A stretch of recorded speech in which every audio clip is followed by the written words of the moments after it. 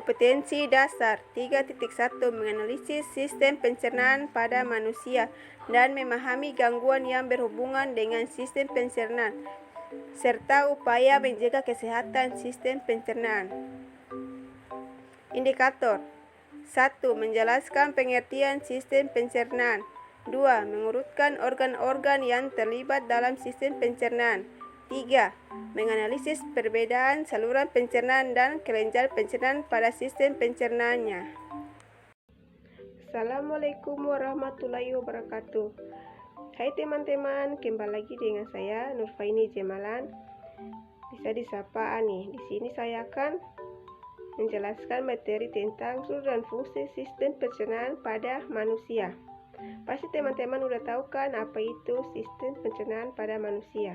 Makanan ialah diproses dalam tubuh melalui 4 tahap, yaitu ingesti atau proses masuknya makanan ke dalam mulut, digesti atau pencernaan absorpsi dan penyerapan, dan defekasi atau pengeluaran pada makanan masuk ke dalam mulut.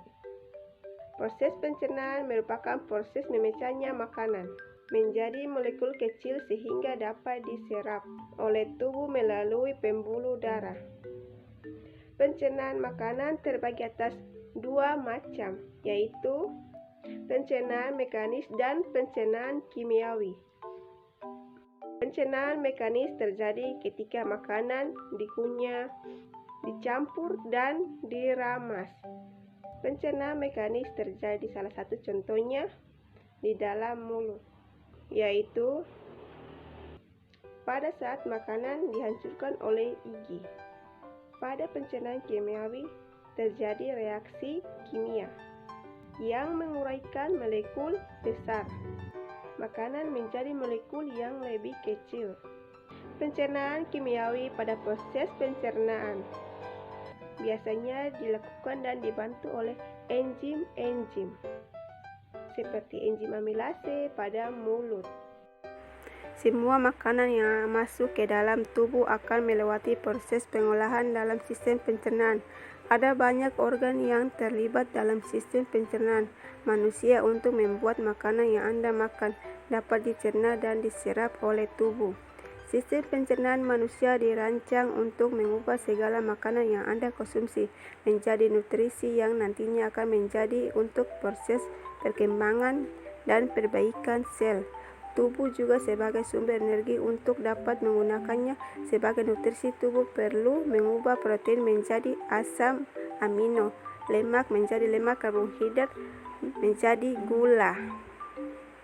Sistem pencernaan terdiri atas organ utama berupa saluran pencernaan dan organ aksesori atau saluran pencernaan merupakan saluran yang dilalui bahan makanan yang dimulai dari mulut, kerongkongan, lambung, usus halus dan usus besar, rektum, dan berakhir di anus lidah.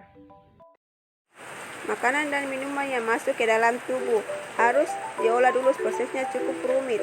Setidaknya butuh waktu 30-40 jam sebelum sistem pencernaan makanan dibuang melalui air besar saat mengolah makanan. Banyak organ terlibat dalam proses tersebut. Ada beberapa organ bertanggung jawab dalam sistem pencernaan pada manusia.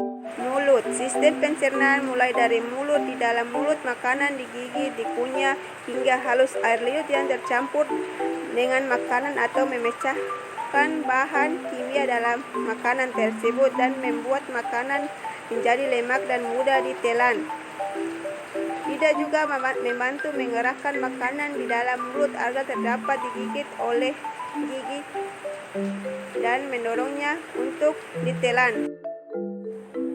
Tenggorokan dan kerongkongan. Setelah ditelan, makanan akan melewati tenggorokan faring dan kerongkongan esophagus. Kerongkongan adalah saluran yang panjang 25 cm mulai dari faring hingga lambung. Kerongkongan akan mengantarkan makanan yang ditelan untuk diolah dalam lambung. Di dalam kerongkongan terdapat katup yang disebut dengan epilotis. Bagian ini berfungsi untuk melindungi saluran nafas ketika menelan makanan atau minuman. Jika makanan atau minuman akan masuk ke dalam saluran pernapasan, maka Anda bisa mengalami batuk atau tersedak lambung. 4. Bertemunya lambu dan ujung kerongkongan. Jika oleh otot usus disebut lower esophageal sphincter. Otot ini berfungsi mencegah agar makanan yang telah masuk di dalam oleh lambung tidak kembali naik ke kerongkongan. Ketika masuk ke lambung, makanan akan diaduk dan digiling lagi. Lambung mengeluarkan zat asam dan enzim untuk melanjutkan proses memecah makanan. Selain memecah makanan, lambung dapat membunuh bakteri yang mungkin ada di dalam makanan yang dikonsumsi. Di dalam lambung, makanan akan dibuat menjadi cairan pekat atau berupa basa. Selanjutnya akan didorong ke usus halus. Usus halus, makanan yang sudah menjadi cairan pekat padat seperti pasta atau disebut juga kemus, selanjutnya didorong ke usus halus. Usus halus terdiri dari 3 bagian: 1. Duodenus, usus 12 jari, dan genus, usus kosong, dan 2. Usus bagian terakhir, usus halus, yang memiliki tugas masing-masing. Makanan bergerak dari satu bagian ke bagian lain dari usus halus dengan gerak persalting usus.